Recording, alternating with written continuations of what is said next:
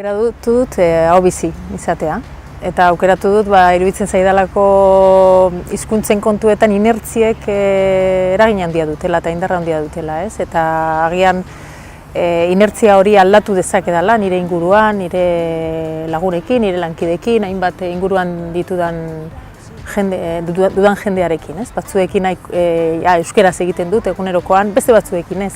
Eta batzutan ez dakizulako euskeraz dakien, ondo menperatzen duen, nahi duen euskeraz egitea, beraz jarrera aktibo bat izatea espero dut, hau bizi izanez.